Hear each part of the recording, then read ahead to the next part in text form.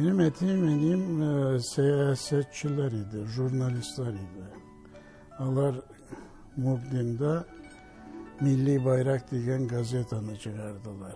Milli Bayrak gazetасы Гаяз Исхакый тырышлыгы белән оештырыла. Большевизмнан качып Кытайга сыенган Рукыя белән Ибраһим Дәүләткилде гаиләсе шул газетаны чыгара. 1944 елда уллары Надир Дәүләт дөньяга килә. Ләкин бер елдан Совет гаскәре Маньчжурияга бәреп керә һәм күпчелек татарны кулга ала. Рукыя белән Ибраһимны 10 елга ГУЛАГ лагерына төшерәләр. Төрмәдә Надирның сеңлесе Фәридә туа. Бу хакта соңрак. Яшь ярамлык Надир бабасы белән Кытайда кала, ләкин кыска вакыт эчендә бабасы да вафат була. Шуннан соң Надир Дәүләтне Гайни Җамал белән Әхтәм Ильясов тәрбиягә ала. Кытайда да коммунистлар хакимияте урнашкач, татарлар башка илләргә күченә. Ильясовлар Төркиягә китә. Кытайдан Türkiye'ye geldiğinde etinin kisesinde 15 dolar akça var idi. Başka nasıl yok idi. 2 çumadanımız var idi, şunun bilen kildik biz. Үзенең чын әтиянисе турында Надир Дәүләт 14-15 яшендә генә белә. Бу миңа нык тәэсир итте дип искә ала ул бер интервьюсында. Ни өчен аның гаиләсен ГУЛАГка сөргәннәр? Милли хөр газета чыгару җинаятьме? Бу сораулар Надир әфәндегә тыңгылык бирми. Бу вакыйга аңа татар тарихы белән кызыксынырга һәм Совет режимының татарларга булган мөнәсәбәтен фаш итәргә этәргеч бирә. 1963 елда ул Истанбулда татар яшьләренең Тукай клубы исемле оешмасын төзүдә, Казан журналын чыгаруда актив катнаша. 1967-71 елларда Истанбул университетында белем ала. 72-74 елларда укуын Германиядә, Мюнхендагы Людвиг Максимилиан университетында дәвам итә. 72-84 елларда Азатлык радиосында тапшырулар алып бара, соңыннан Төркиягә кайтып фәнни эшчәнлеген дәвам итә. Мәрмәрә университеты профессоры.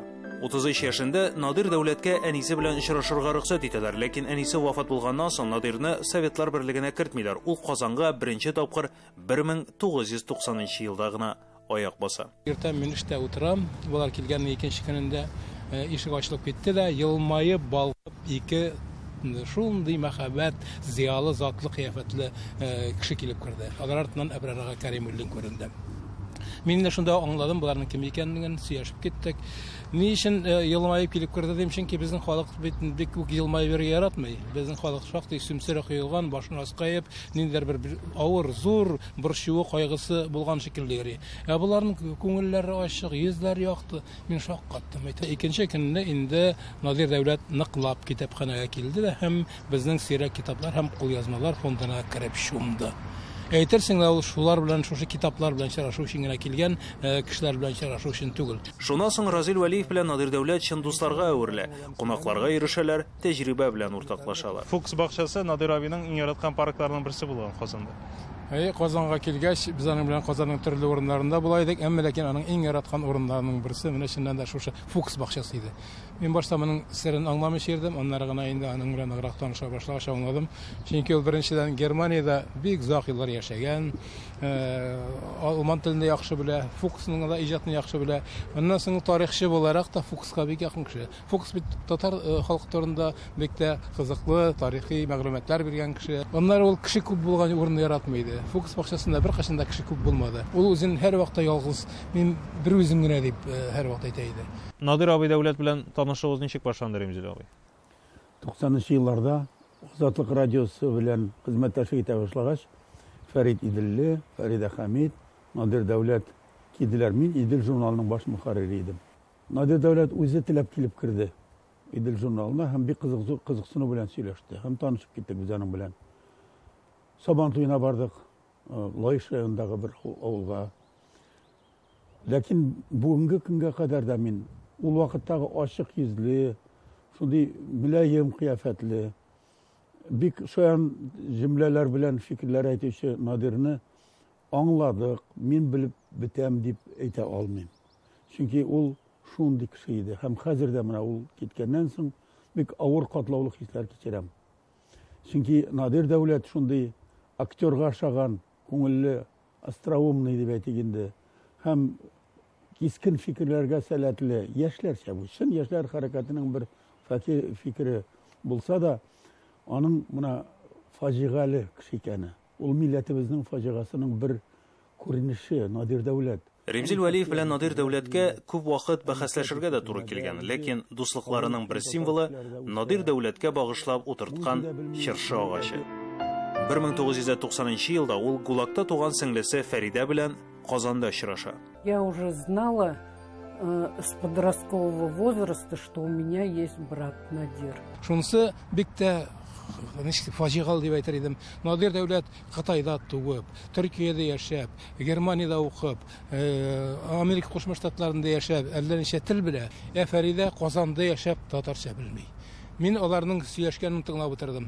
Надир Дәүләт татарча әйтә, Фәридә аңламый. Мин алар арасында тәрҗемәче булып утырдым. Менә нинди зур трагедия. Тарих фәннәре докторы профессор Надир Дәүләт дөньяга билгеле галим.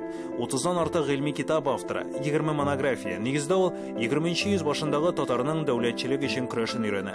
Советлар берлеге таркалгач, аның китаплары татарчага тәрҗемә ителә башлады. Үзе исән чакта 4 татарча китабы дөнья күрде. Аның алыштыргысыз урыны бар. Һәм аның китүе һичшиксез татар тарих фәне өчен һәм татар дөньясы өчен бик зур югалту. Чөнки аның үз сүзе бар иде, аның үз карашы бар иде.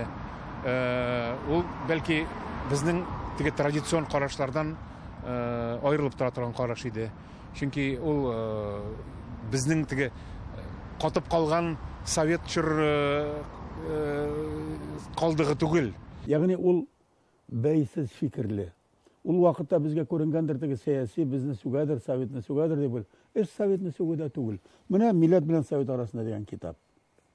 Бу исе килеп тора инде антисоветчик аны, ләкин бу 17нче ел. Нәрсәләр булган 17нче елда? Бу система һәм бүгенге бу мөнәсәбәтләр әле дә дәвам итә һәм шул ук проблемалар бүген актуальләшеп калкып чыга. Бу иҗатына, бу фидакар хезмәтенә әле тиешле бәянат биреп бетерә алмадык. Ул моңа бераз гына рәнҗидә иде. Ул бөтен дөнья татар конгрессларына килде. Аны нишләптер анда бик тә кочаклап каршы алмадылар. Чөнки ул турдан ярып бәреп әйтә иде.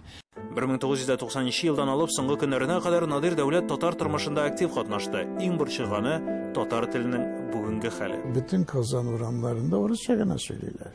Dünya Kongreslerine niçe mertebe, kiminde 2 mertebe eğitim tatar diline fonksiya biriyiz. Niçek biriyiz? Tatarça bilgenlerinin eş hakkını küteriyiz. 2 dil bileler deyip. Misal için Türkiye'de şunun ne var? Tertip var. Olay bulmazsa ne öğrensin? Değil mi? Fonksiyası bulmagan dilini niye kullansın? Казанда яши алмам иде ди бер интервьюсында Надир Дәүләт. Тарихчы Төркиянең Истанбул шәһәрендә үзен уллыкка алып тәрбияләп үстергән әти әнисе һәм апасы янына җирләнде. Мәрхүм 15 яшьлек вакытында әнисе бәйләп биргән япма белән күмелде. Айза Шаймарданов, Татарлар, Казан.